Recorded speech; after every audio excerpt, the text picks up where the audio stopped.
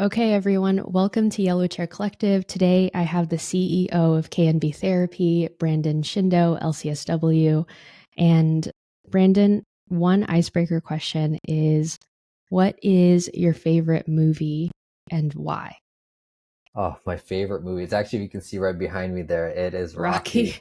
And I love the underdog movies. Oh my Somebody goodness. who, really struggles, but through hustle, determination, resiliency, gets to where they want to be and Mm, try to help other people along the way. And so that's one of my favorite series and movies of all time. yeah. Can I just say, Brandon, I know I've known you for a while and you just seem to have like a glow about you that I haven't ever seen. And I wanted to ask, like, what's behind that? Or what's happened in your life since I've talked to you? Since you've talked to me, well, we have been in practice for a handful of years now, and I think the practice is continuing to grow and expand. And I think it challenges me as a CEO and as business owner.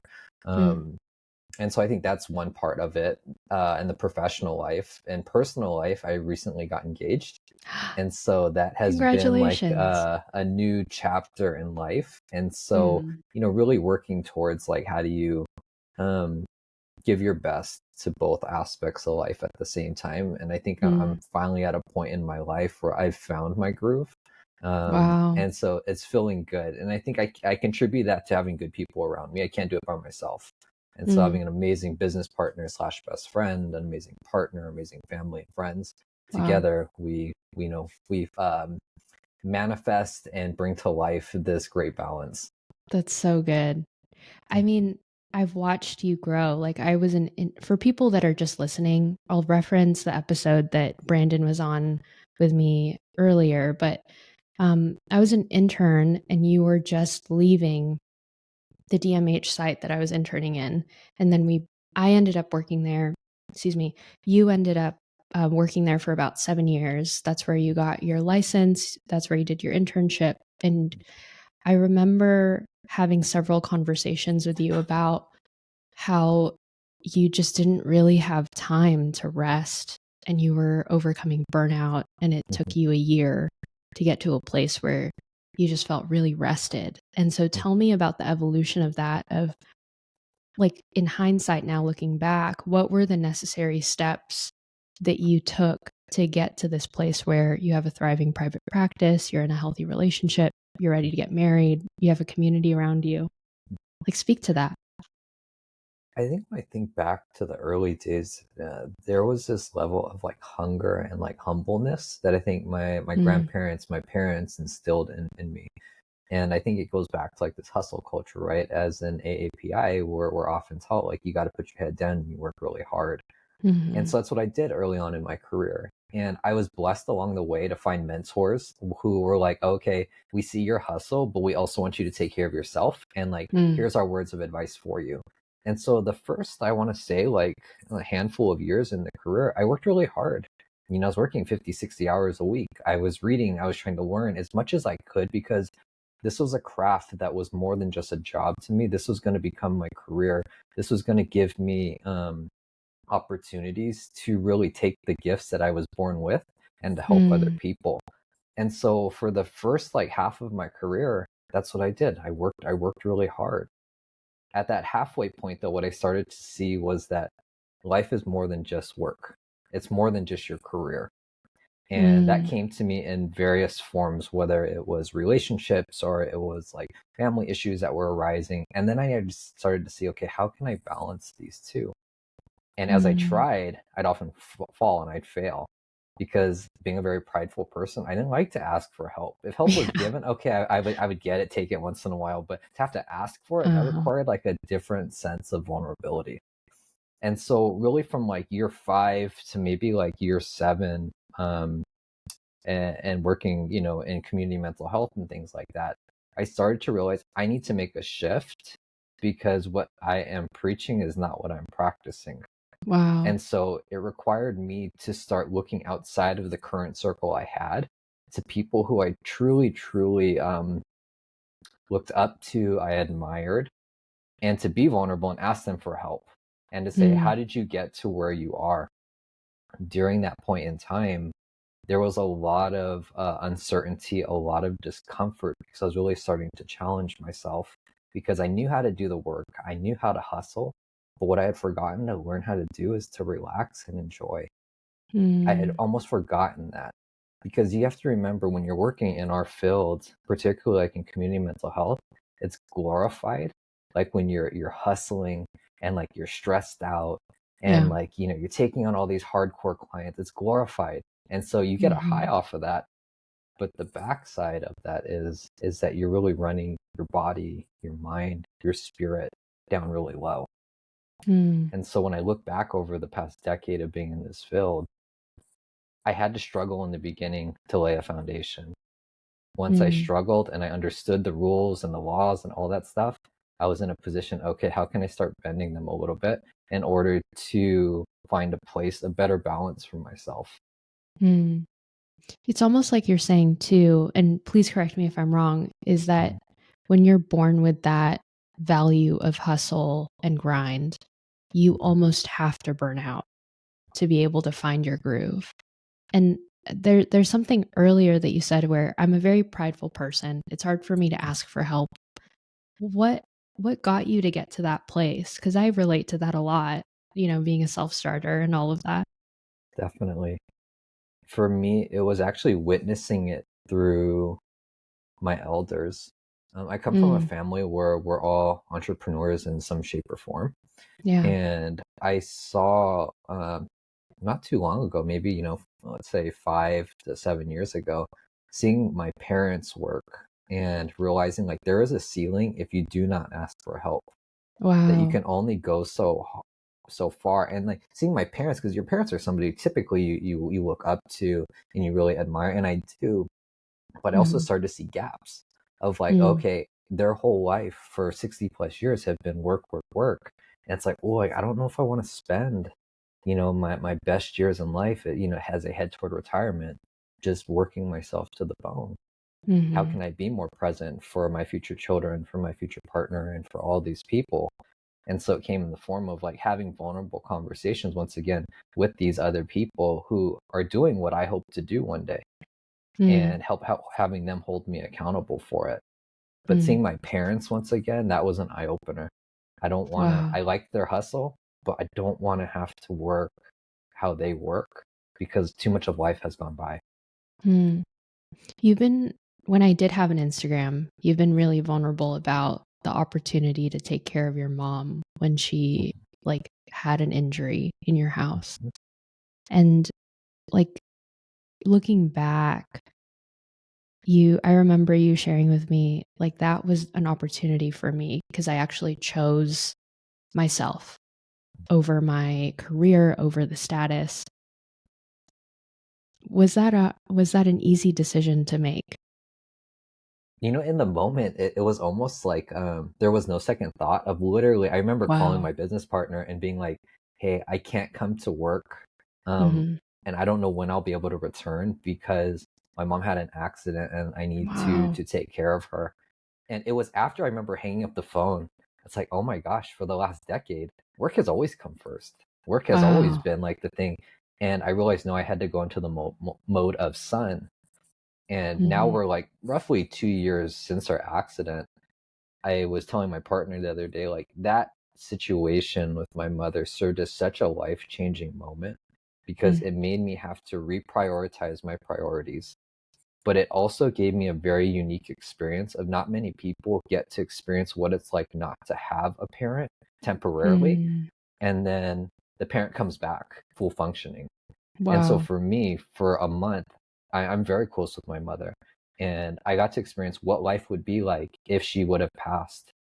And so Wow. I'm very, uh, what's the right word? Very appreciative, and try to suck in every type of moment that I can have with her, because for that 1 month, she was unable to communicate, unable, like, we love to go to Target together. We couldn't do like these basic things. But I think for Wow. me, like the one piece that really hit home, I remember the day she fell, the next day I was at my parents' house, and I was sitting at the dinner table, and some of my mom's siblings were there, and looking at the table and being like, oh, this is what life may be like if she doesn't come home. And for me, it was Wow. like this light bulb that went off. It's like, well, you got to really change your priorities because life is giving you a big lesson right now. Mm. I'm reading this book right now called How to Know a Person by David Brooks. And I'm on this chapter where he talks about the need to develop deeper relationships with people. And his mentor takes out index cards and starts asking him, Mm, like, what are your daily priorities and your daily mm, interactions? And then B, where do you want it to be? And so you said work came first. What started to shift in you? And before you answer that, I want to put a part B to this question mm, of I'm assuming that a lot of the hustle and grind comes from generations of Japanese Americans in your family, mm, just like believing that work was the only way to wealth and to safety.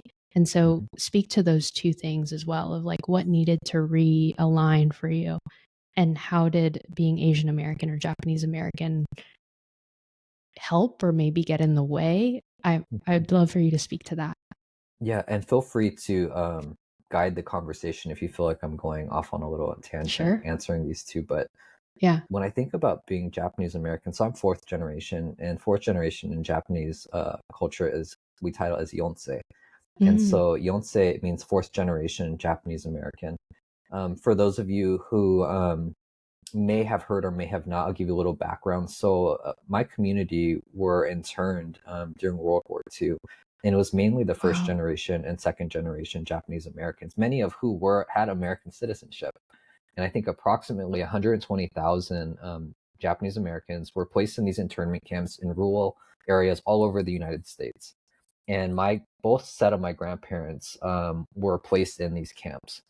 My maternal side of the family I was very close to, and so they took a lot of participation in rearing us. And so I want you to think that from the second generation, after they got out of camp and they spent about 4 years there, they came out with nothing. Wow. Any type of money, like a lot, they lost a lot of property. A lot of times they couldn't go to schools. Faced a lot of racism and things. It instilled this mentality, at least in my grandparents, that like you have to work really hard and you have to suppress certain emotions in order to just survive. And Wow. so, with that mentality in mind, it was passed to the third generation, which we call Sansei. And Sansei is like my parents' generation. So they're Hmm. hustling and they're grinding. They grew up in the 60s and the 70s. And then for me, I'm born. And so I'm getting two generations now who are telling me the importance of like hustling, but also like speaking up and being proud, being proud of your community and things like that. Hmm. So when I go to the workplace, I'm trying to represent my community as that we're hard workers. I also Mm. have those cultural values of like we call it like gaman in Japanese, which is like resiliency. Like no matter what comes your way, like you continue to go forward.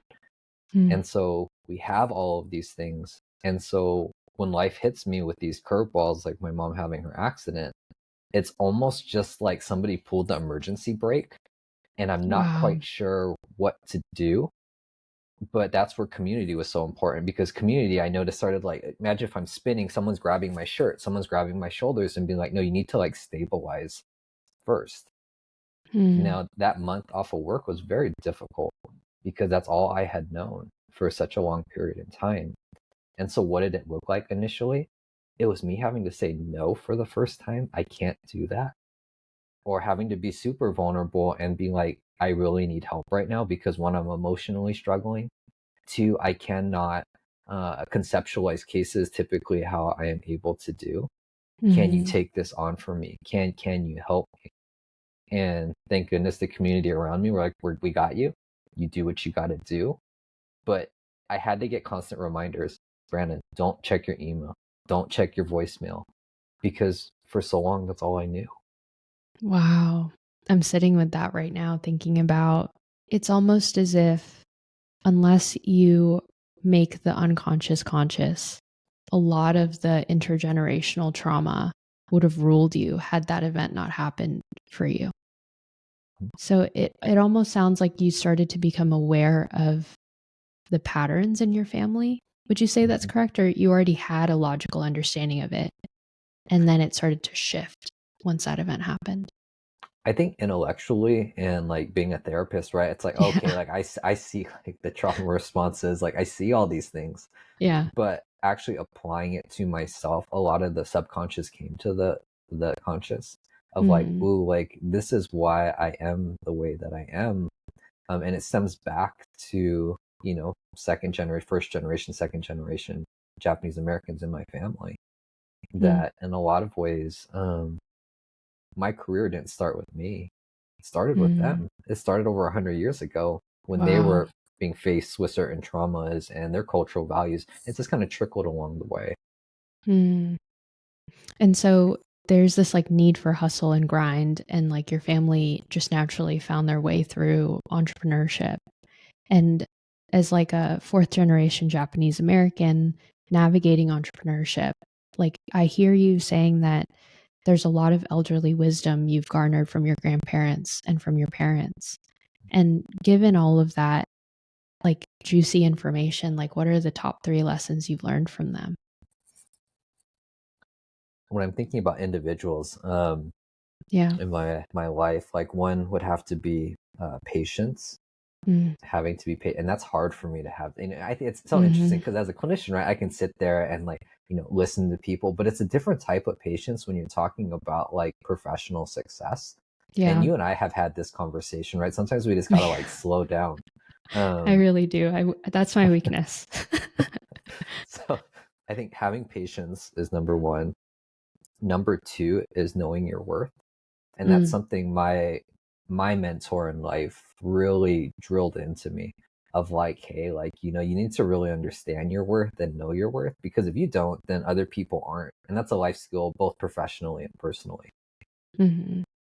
And I think the third one is resiliency, like slash adaptability, like being Mm. able to mold to where you're at without losing your core values.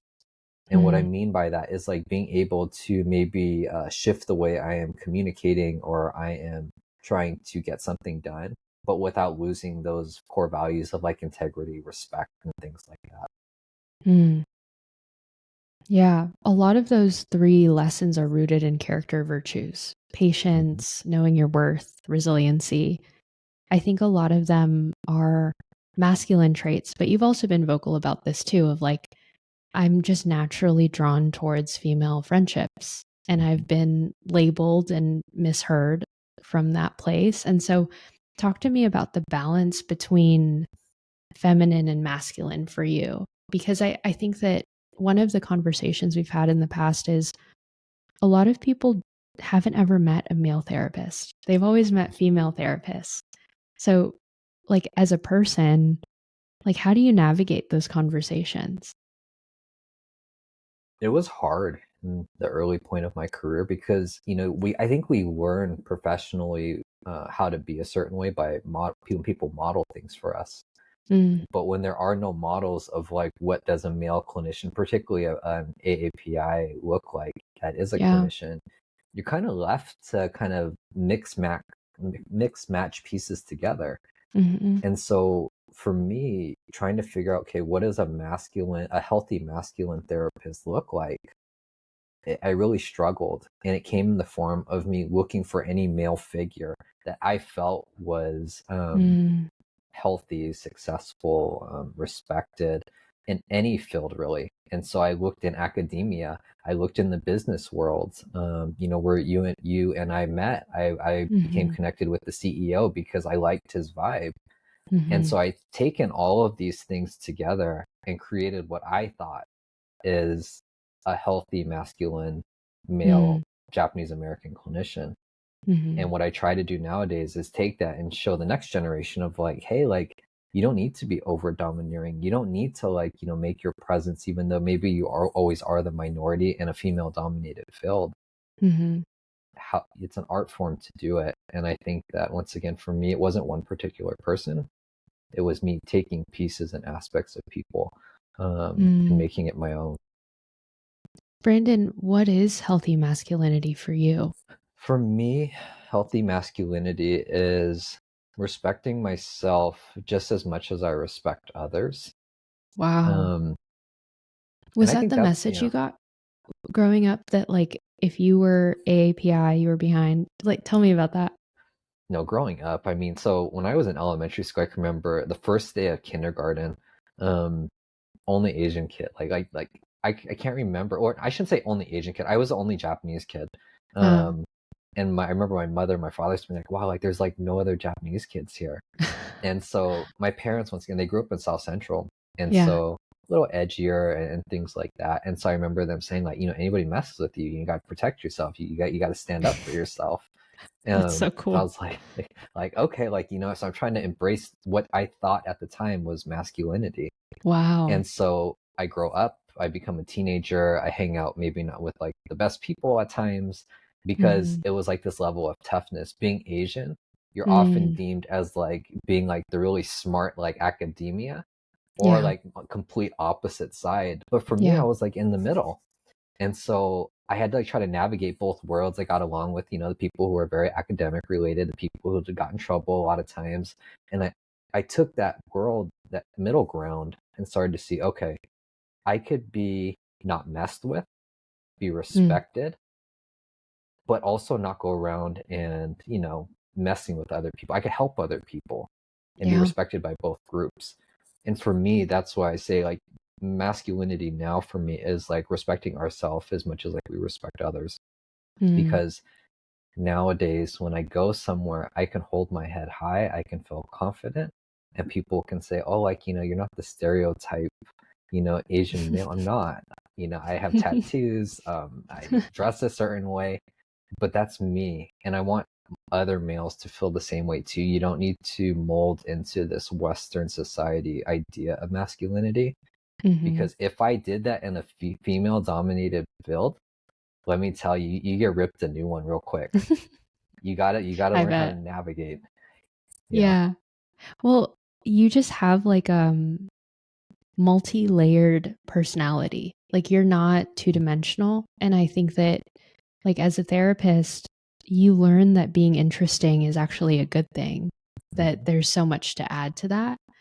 But I hear you saying that you didn't come out of those experiences embodying like this toxic masculinity without any scars. And so like what was the progression? I heard you say you tried to find really healthy mentors in academia, you sought out other CEOs, but in terms of just like navigating friendships and romance, like how did you navigate a healthy masculinity with that? I did it early on. I Really? think early on it was like, let's have fun and, Mhm. let's just do our thing. And Mhm. naturally, I'm an empath. So there's a Okay. part of me that started to realize like, ooh, like, maybe that isn't the best thing to do. Or maybe this isn't Mhm. the best partner for me. But being a young adult, young man, it's like, oh well, we got plenty of time to shape up Mm. later, and so it resulted in not so great relationships. And Mm. I am somebody who has dated other therapists. I have dated other helping professionals, and let me tell you, and I'll be fully transparent, like we don't always have the healthiest relationships because we don't always practice what we preach. Mm. That's And real. it's my current fiance now who I realized like she was the one because those three qualities that we talked about, like those virtues of like patience and resiliency and all those things, she Mhm. embodies those. And Aw. so when I see her and she's around me, she's a reminder of like, Brandon, like you were raised a certain way. Mhm. That does not mean that you need to become that way. And so she'll Mm. check me from time to time because sometimes old habits die hard. Yeah. And so together we have this partnership where it challenges some of like culturally like um not so great aspects of masculinity, Mhm. and we'll talk about it of like, okay, well, what does that look like for you authentically? Why are you saying a certain thing a certain way? And so it's a constant work in play. I always like to think masculinity is like a clay ball that if you're not constantly like rolling it, it may lose its shape. And Wow. so it's constantly trying to mold with the times because what masculinity was in the 50s is very different than what masculinity is Very today. different. Yeah. Yeah. And I love your process of like, you need other people in your life that you really respect and value to be able to figure out who you are. And I think that's a lesson that took me a really long time to learn of like the people that you have around you have the ability to influence you. And so whether or not you like it, choosing that is actually really helpful, because there is this like newfound surrender I see in you of, I just really trust and value these people. And so I'm going to do my best to co-collaborate with them, not to become them, but to be more like me in relation to them. There's a gap with what I'm hearing with you, where you were young, let's have some fun. And I can relate to this of, we have time. You know, I'm in my late 20s, 27, and I'm assuming that you're farther along than I am. But like, what lessons or maybe what things did you look for now that you're ready to settle down and ready to commit to someone for a lifetime that you didn't look for before? It was interesting. So I post a lot of my personal life on my Instagram, and I think it's good for people to kind of see, who I am aside from Yeah. my professional identity. And on one of the posts I recently posted was like there was a level of peace I felt with my current partner when she is not around. And that was something very new. I never felt Wow. peace with other partners when I was not around them. I always felt peace when I was with them, which I thought, okay, that's what we're supposed to aim for.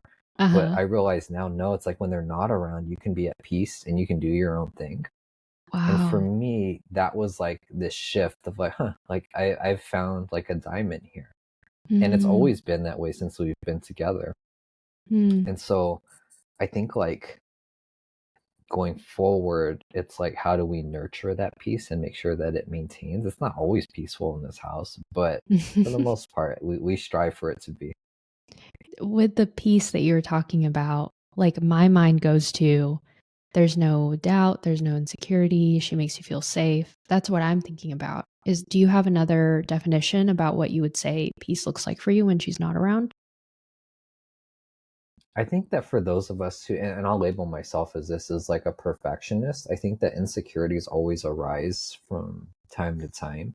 Yeah. Um, but there's this level of safety that is always there. And for me, safety like kind of comes to my mind of like Mm, safety that she's got my back, that I got hers, and that no matter what comes our way, like we'll be okay. And that's a very mm. new feeling. Because in the past, a lot of my behaviors, I think, were driven out of fear. What do you think makes her different? Like, what is it about the way that she interacts with you that are different from all of the other interactions you've had before with dating? Because, This is I mean, I want to preface this in that, like, there's there's no right answer, right? Like, it's just individual for all of us. So, like, what Brandon is saying is not gospel. It's just yeah, true to him. yes, very true.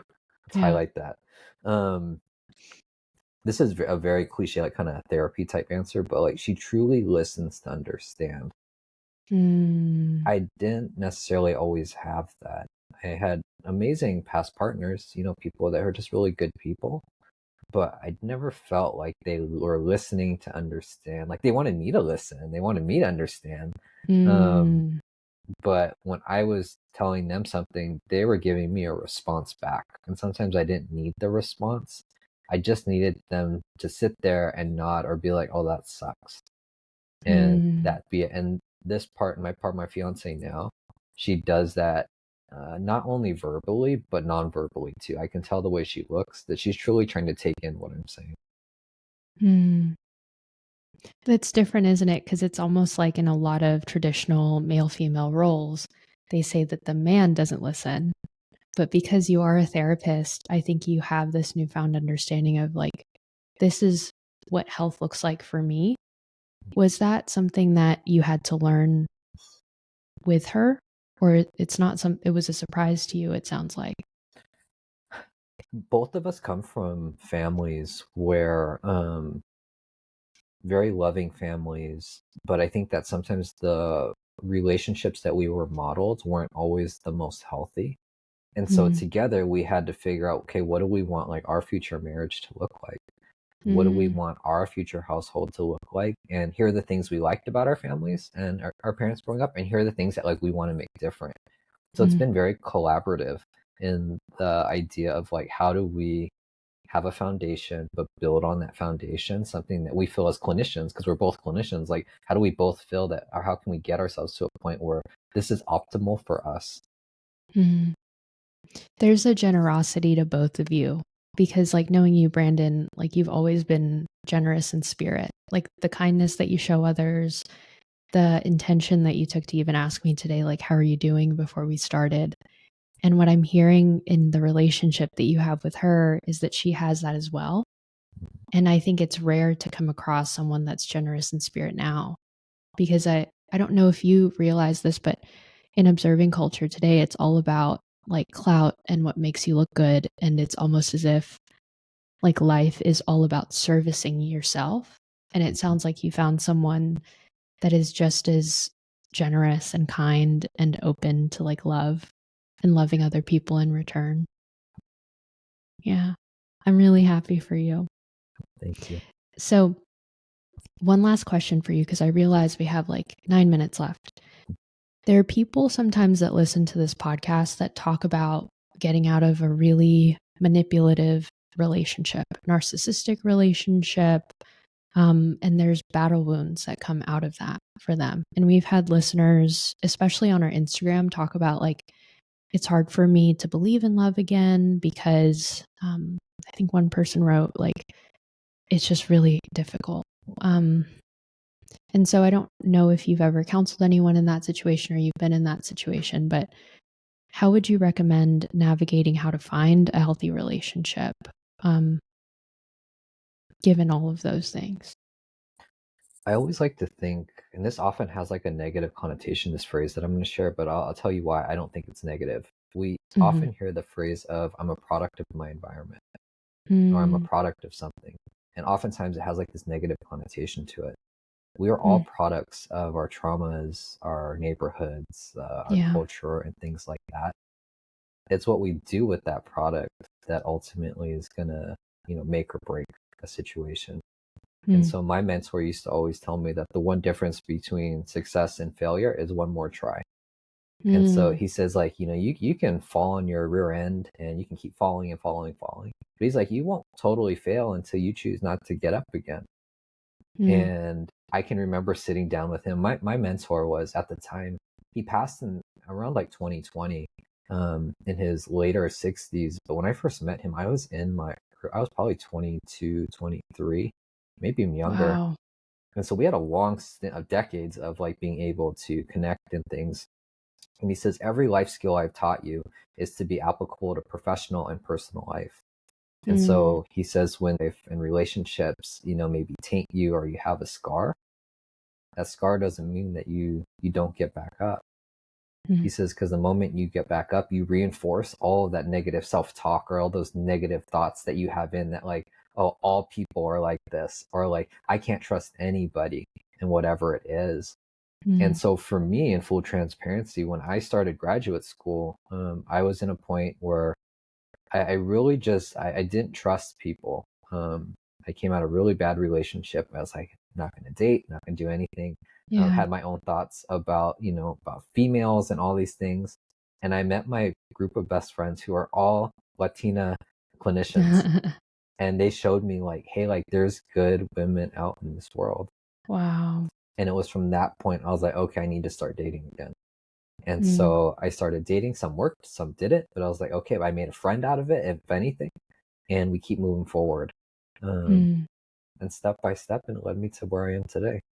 mm. Yeah. So I hear you saying be open to new experiences, like seek guidance. And just because you've gone through something bad doesn't mean that's your identity. You're not what you've been through. Yeah. So, one last question, and then I want to acknowledge and provide gratitude to you, Brandon, after. But, like, let's say that you're at the end of your life and you know that you can only provide one lesson from adversity that you've experienced. Like, and I give you a piece of paper and I ask you to write it down. What's one really hard thing that you've gone through that's given you immense growth and learning, and why? I got to think about that one for a second. Yeah, it's a good question, huh? That is, yeah. Yeah. That's like a good that's a good therapy question. Yeah. I realize I ask that question a lot because I think given what you just shared with me, we tend to think that our hard moments are our setbacks. But I found that like a lot of people enter therapy because they've been through a setback and it creates immense growth. Or someone's gone through a really hard relationship and they've grown from that. But like I'm curious what that is for you, but you can take your time. Can you repeat the question one more time? I want to make sure I'm answering this right. Sure. So, what's the hardest situation that's provided you the most growth and learning and why? Specific situation or in general? Specific, one situation. I think the death of my grandmother Hmm. was the hardest pill to swallow for me How because old I, are I you? felt like I had just finished graduate school, so I must have been 26, 27-ish when Wow, she my passed. age. Um, Yeah. that was a hard one for me to pass because I think I saw a very independent person go to being plagued by cancer. And so her independence was taken away all within like a 6-week period. Her cancer metastasized very quickly. And one of our last conversations together, she told me I have to let her go. And I remember thinking like, how do I let her go? When she guided me and she was there for really every life milestone.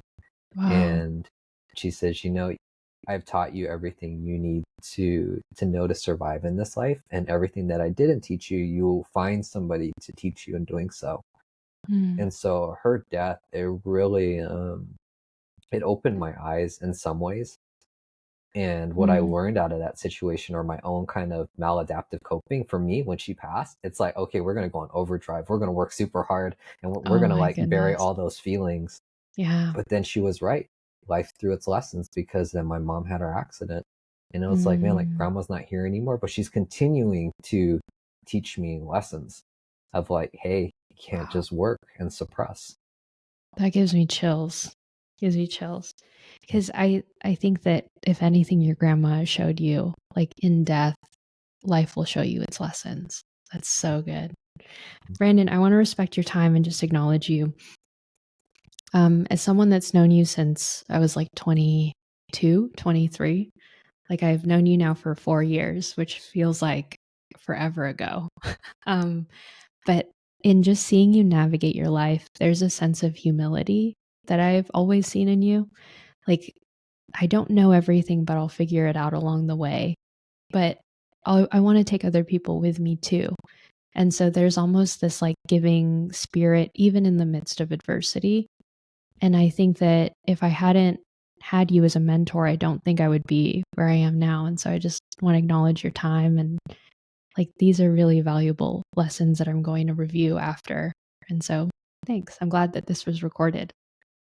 I am too. I thank you for everything that you do, Helen. It's Mm, an honor and a privilege thank to you. be on your journey because I Mm. can remember the first time that I met you and interviewing you for internship. I remember telling my colleague at the time, like, this individual has a light behind her and is Mm, destined to do great things, and you're doing it. And so I mm, thank you for, continuing to stay in touch and kind of allowing thank me to you. see your journey. That's so good. Thanks, Brandon.